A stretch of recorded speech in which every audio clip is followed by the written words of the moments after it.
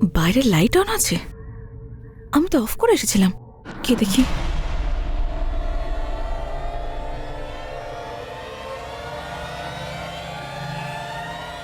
আমি লাইটগুলো তো সব অফ করে গিয়েছিলাম, অন হলো কি করে?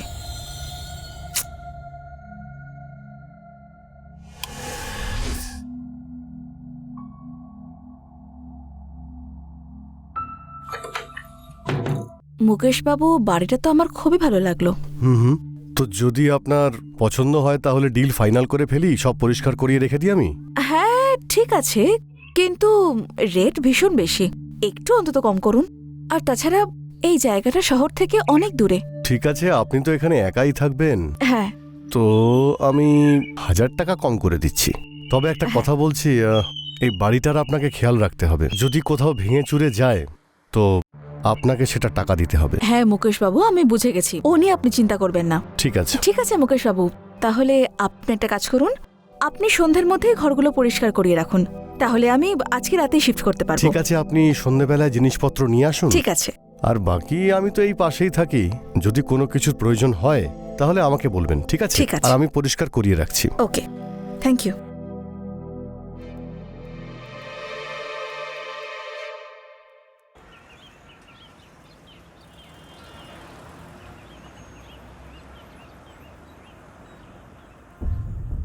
আরে ম্যাডাম নমস্কার। আরে মুকেশ বাবু, আপনি কেমন আছেন? এই চলে যাচ্ছে, আপনি কেমন আছেন? আমি তো খুব ভালো আছি। আচ্ছা, কেমন কাটলো আপনার প্রথম রাত এই নতুন বাড়িতে? নতুন বাড়িতে প্রথম রাত তো বেশ ভালোই কাটলো, আচ্ছা। কিন্তু আপনি কি জানেন পেছনের দিকের ঘরের লাইটটা একটু খারাপ হয়ে গেছে, তো আপনি কি কাউকে পাঠিয়ে ওটা ঠিক করতে পারবেন? ঠিক আছে, আমি করিয়ে দেবো, আপনি এসব নিয়ে একদমই ভাববেন না। আচ্ছা।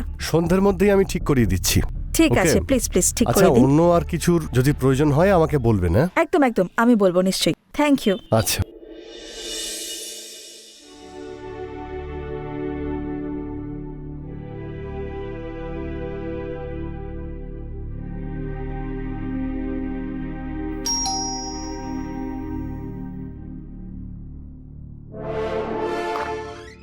আগে নমস্কার। হ্যাঁ বলুন, কাকে চাই আপনার? আপনার সঙ্গে দেখা করতে এসেছি। আমার কাছে এসেছেন? আগে হ্যাঁ, সরি, কিন্তু আপনাকে তো চিনলাম না। আসলে অ্যাকচুয়ালি আমি আপনার পাড়াতেই থাকি, ওই মুকেশ বাবুর বাড়ির পাশে। আচ্ছা আচ্ছা। আমার নাম Vijay. Hi. Hi. Nice to meet you. হ্যাঁ থ্যাংক ইউ, আমারও খুব ভালো লাগলো। আমার আপনার কাছে একটু ক্ষমা টমা চাওয়ার ছিল। ক্ষমা চাইতে? হ্যাঁ। কিসের জন্য? আগে আসলে আমি একটা ভুল করে ফেলেছি, কিন্তু কি করব, আমার ক্যামেরাটা আমার কন্ট্রোলে ছিল না। ক্যামেরা কন্ট্রোলে ছিল না মানে? আমি কিছু বুঝলাম না। আগে হ্যাঁ, আমি বোঝাচ্ছি। আচ্ছা। এই দেখুন। ও ওয়াও, সত্যি ভীষণ সুন্দর ফটো এসেছে। যদি ভুল না করি নিশ্চয়ই আপনি ফটোগ্রাফার। আগে ফটোগ্রাফার তো নই, কিন্তু এমনি শখে। ফটোগুলো সত্যি খুব সুন্দর তুলেছেন আপনি। Thank you. আগে শুধু এই ভুলটাই করে ফেলেছিলাম, আমি আপনাকে না জিজ্ঞেস করে আপনার ছবি তুলে ফেলেছিলাম, তাই ভাবলাম আপনার কাছে এসে ক্ষমা চেয়ে নিই। যদি আপনার কোনো অসুবিধা থাকে আমি এক্ষুনি সব ছবি ডিলিট করে দিচ্ছি। ভুল তো আপনি করেছেন, আপনি আমার পারমিশন না নিয়ে এতগুলো ফটো ক্লিক করেছেন। কিন্তু একটা কথা বলবো আপনাকে। হ্যাঁ বলুন। যদি আপনি আমাকে জানিয়ে এই ফটোগুলো ক্লিক করতেন তাহলে আমি নিশ্চিত যে আমার ফটো এত সুন্দর কিছুতেই আসতো না। হ্যাঁ তা ঠিক। সেই জন্য আমি আপনাকে ক্ষমা করে দিলাম। Thank you so much. আমি ভাবলাম যে আপনি আমাকে বকবেন, থাপড় টাপড় মারবেন হয়তো। না না, আপনাকে ক্ষমা করেছি আমি। আচ্ছা, আপনি এখানে নতুন এসেছেন না? হ্যাঁ, আমি কালই শিফট করেছি এখানে। আমার অসহায়তার কথা আর কি বলি আপনাকে। অ্যাকচুয়ালি 6 মাস আগে আমার স্বামী পৃথিবী ছেড়ে চলে যায়। আরও চলে যাওয়ার পরে ওই শহরে আমার কেমন জানি ভীষণ একা লাগতো, তাই আমি সিদ্ধান্ত নিলাম আর এখানে এসে পুরোপুরি শিফট করে গেলাম। ঠিক আছে, আমি আপনাদের পাড়াতেই তো থাকি, যদি কোনো প্রয়োজন হয় তাহলে আমাকে বলতেই পারেন। শিওর, আমি জানাবো। ঠিক আছে, আসছি। টেক কেয়ার, নমস্কার। বাহ বাহ, কি দারুণ কথা বলেন আপনি। আমি তো মুকেশ বাবুকে বলেছিলাম যে এই ঘরের লাইটটা খারাপ হয়ে গেছে, কাউকে পাঠান বা নিজে এসে একটু ঠিক করে দিয়ে যান, কিন্তু দেখো না নিজে এলেন না কাউকে পাঠালেন। কোনো ব্যাপার নয় প্রিয়া দেবী, আমি এক্ষুনি আপনার এই লাইট ঠিক করে দিচ্ছি, তারপরে আপনি আরামে এই ঘরে শুতে পারবেন। এই আরে, দেখুন, এখনো হাতই দিলাম না আর আপনার লাইট জ্বলতে শুরু করে এতে দিল। জাদু হয়ে গেল। বিজয়, থ্যাংক ইউ সো মাচ। আমার জন্য তোমায় এত কষ্ট করতে হলো। শুধু থ্যাংক ইউতে কিন্তু কাজ চলবে না আর, এর জন্য কিছু তো একটা ট্রিট দিতেই হবে আপনাকে। একটা কাজ করুন, গরম গরম কফি বানিয়ে দিন, একটু কড়া করে। ঠিক আছে, তাহলে চলো, ওকে। কফি খাওয়াচ্ছি, এসো আমার সঙ্গে। রিয়া দেবী, রিয়া দেবী, প্রিয়া, হ্যাঁ মুকেশবাবু, বলুন কি দরকার ছিল? নমস্কার প্রিয়া দেবী, কেমন আছেন আপনি? আমি খুব ভালো আছি, বলুন। কি ব্যাপার, মানে বাড়িটাকে তো আপনি পুরো গুছিয়ে রেখেছেন। এই বাড়িতে এখন আমি থাকি, তাই পরিষ্কার পরিচ্ছন্ন আমিই তো করবো না? হ্যাঁ, সে তো ঠিকই। আচ্ছা, আজকে যদি এখন আপনি আমায় এক কাপ কফি যদি খাওয়াতেন তো দারুণ মজা হতো। মুকেশবাবু, আমি আপনাকে কফি খাইয়েই দিতাম, কিন্তু এখন আমার একটু তাড়া আছে, একটা জরুরি কাজ আছে। অন্য কোনো সময়? ঠিক আছে তাহলে। আহ,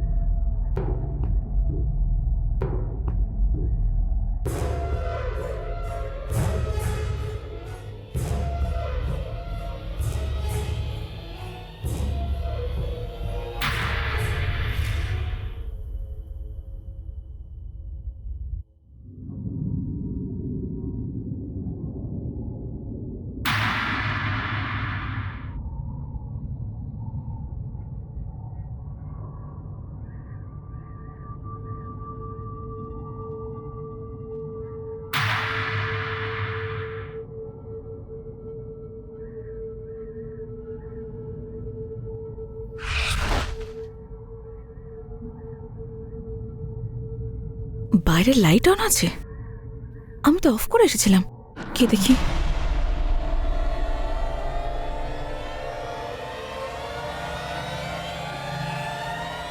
আমি লাইটগুলো তো সব অফ করে গিয়েছিলাম, অন হলো কি করে?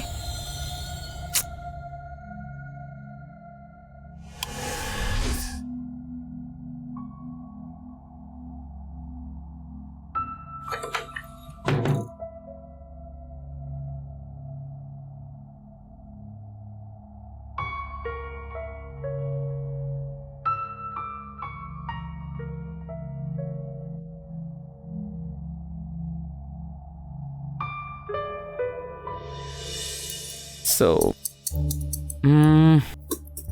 see this photograph. Nice না? ইয়া, ভেরি নাইস। এইটা আমি Wow. কাশ্মীরে নিয়েছিলাম, কিন্তু জানেন কি, ও রিয়েলি? এইটা আমার বন্ধু রাজা আমার সঙ্গে। আচ্ছা, this is such an amazing picture. I know that. বাহ, তুমি তো সত্যি দারুণ ফটোগ্রাফার। আমার কথা শোনো, তুমি কাজটা প্রফেশনালি করো, 100% তোমার ক্যারিয়ার এতে উজ্জ্বল হবেই হবে। চেষ্টা করছি। এই বছর আমি পাঠিয়েছি আমার সব ফটোগুলো, দেখা যাক, যদি সিলেক্ট হয় তাহলে কপাল। নিশ্চয়ই সিলেক্ট হবে তুমি। আচ্ছা ঠিক আছে, আমি তোমার জন্য নিজের হাতে গরমা গরম কড়া কফি বানিয়ে আনছি, কি বলো? কিন্তু কড়া। ওকে, দাঁড়াও, just give me 1 second, will be back. কি হলো, কি হলো প্রিয়া? পায়ে একটু মোচ লাগলো। দেখাও। আরে বাবারে, পাটা উপরে তোলো প্লিজ, সাবধানে সাবধানে। এইখানে? হ্যাঁ, খুব জোরে ব্যথা লাগলো, ব্যথাটা থাকবে মনে হচ্ছে। একটু আরাম লাগছে? হ্যাঁ।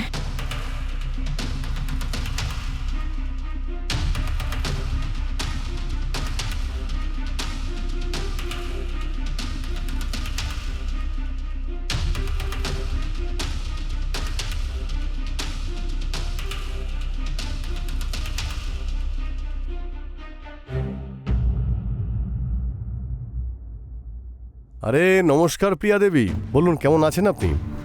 ভালো আছি আমি, আপনি বলুন। আরে অনেকদিন ধরে আপনাকে দেখতেই পাচ্ছি না। আর কি বলি মুকেশ বাবু, আমি তো আপনার মতো ফ্রি নই, তাই না?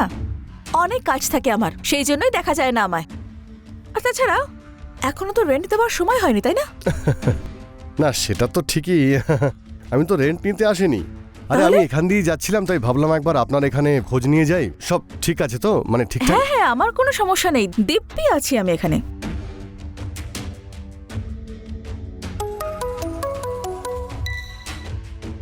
হ্যালো, আমি ঠিক আছি বিজয়। হ্যাঁ হ্যাঁ, বাড়িতেই আছি আমি, তুমি চলে এসো। হুম।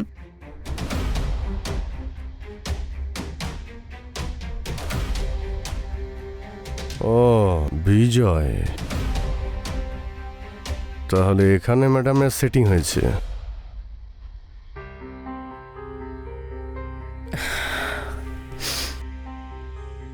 বিজয়, আমরা বিয়ে করে নিলে কেমন হয়? প্রিয়া, আমিও তো সেই একই কথাই ভাবছি, কিন্তু একবার এই আমার কাজকর্মগুলো একটু জমে যাক, তারপর বিয়েটাও করে নেব। কাজ বাজ তো চলতেই থাকবে বিজয়, আর তাছাড়া আমার হাজব্যান্ডের পেনশন পাই আমি, তাই আমার মতে আমাদের দুজনের দিব্যি চলে যাবে তাতে। কি বলো তুমি? হ্যাঁ, কিন্তু আমারও তো একটা জব থাকা উচিত, তাই না? একবার ওইসব হয়ে যাক, তারপর বিয়ে করে নেব, তাড়া কিসের? ঠিক আছে, যেমনটা তুমি বলবে।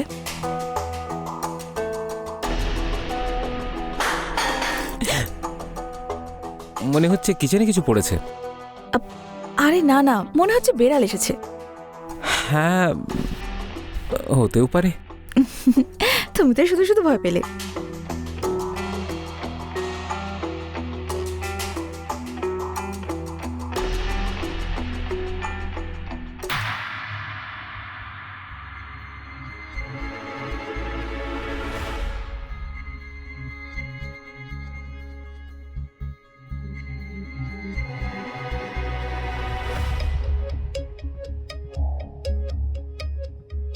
আরে প্রিয়া দেবী, আমি তো আপনাকে নিজের করতে চেয়েছিলাম, কিন্তু আপনি তো অন্য কোথাও সেটিং করে রেখেছেন। এই সারা বিজয়ের একটা ব্যবস্থা করতেই হবে।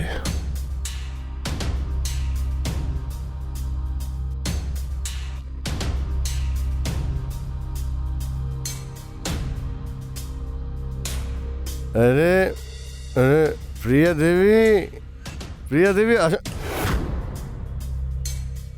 আরে প্রিয়া দেবী, আপনি এখানে? কি ব্যাপার? প্রিয়া প্রিয়া দেবী, প্রিয়া কোথায় গেলেন?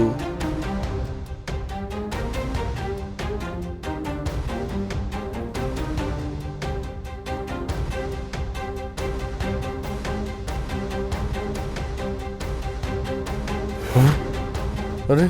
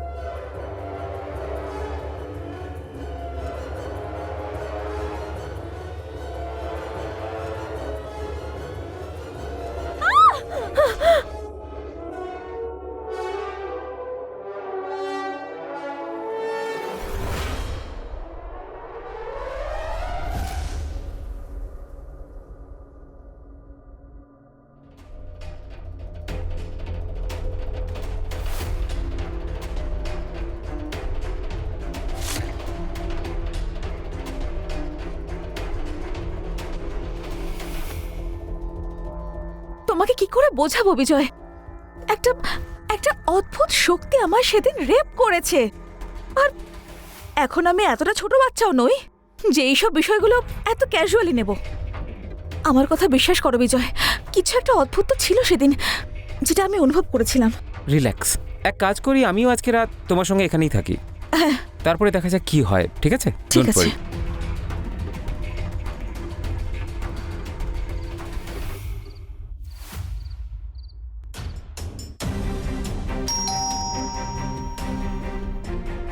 এখন কি এলো আবার? দাঁড়াও, আমি দেখছি।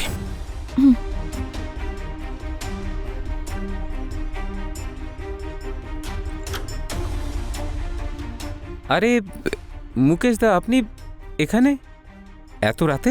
বিজয়, তুমি এখানে? আমি সঠিক অ্যাড্রেসে এসেছি তো? হ্যাঁ একদম, আপনি ঠিক জায়গাতেই এসেছেন। কোনো কাজ ছিল নাকি? বিজয়, তুমি হয়তো ভুলে যাচ্ছ এই বাড়িটা আমার, আর আমার যখন ইচ্ছে হবে তখন এখানে আসব। কি প্রিয়া দেবী?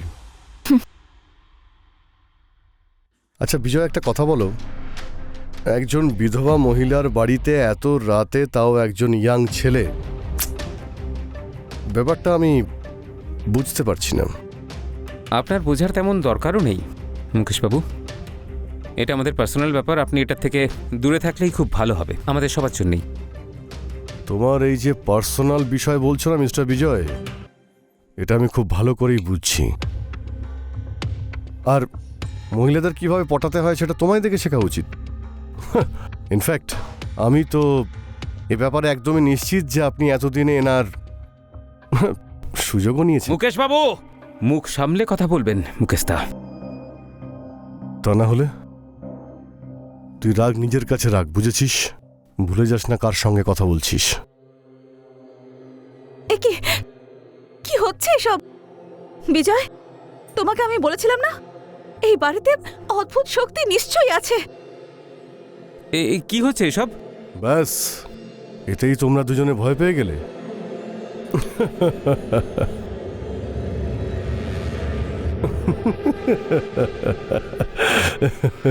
আসছেন কেন আপনি? আচ্ছা প্রিয়া দেবী, একটা কথা বলুন, ওই ভূতটা আপনার সঙ্গে খুব এনজয় করেছেন? কি বাজে কথা বলছেন আপনি? আরে আমি বাজে বকছি না। প্রিয়া দেবী, আপনি একদম ঠিক ভেবেছেন। এই বাড়িতে একটা আত্মা থাকে। কি? আর জানতে চান ওটা কার আত্মা? আমার মৃত চরিত্রহীনা স্ত্রীর প্রেমিকের। তোমরা দুজনে সঠিক শুনেছ। আমার চরিত্রহীনা স্ত্রী বিয়ে তো আমাকে করেছিল, কিন্তু ভালোবাসত ওর প্রেমিককে, আর তাকে এই বাড়িতেই ভাড়া রেখেছিল যাতে ওর সঙ্গেও মজা করতে পারে। এবার তোমরাই বলো, এটা আমার সহ্য করা উচিত? আমি ওদের দুজনকে একদিন হাতে নাতে ধরে ফেলি, আর ওই দিন আমার স্ত্রী তো লজ্জার জন্যে আত্মহত্যা করে নেয়। তারপর ওর ওই প্রেমিক বেঁচেই বা কি করতো? তো সেই জন্যে আমি নিজের হাতে তার গলা টিপে মেরে দিয়েছিলাম, আর এই বাড়িতেই পুঁতেছিলাম। আর তোমরা জানো কে কোথায় পুঁতেছিলাম? ঠিক যেখানে তোমরা দুজন দাঁড়িয়ে রয়েছো।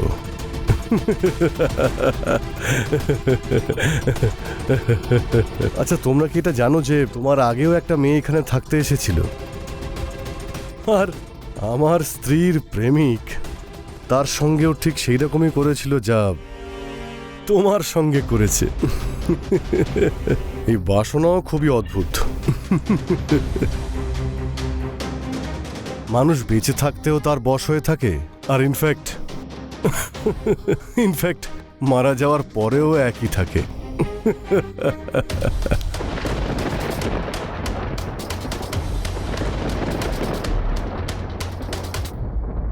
পালাও প্রিয়া!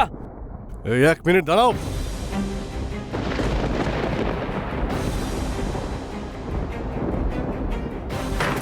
বিজয়, দরজা খোলো। প্রিয়া, বিজয়, খোলো। আরে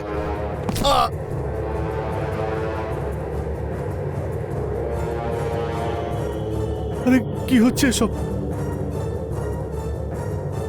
আরে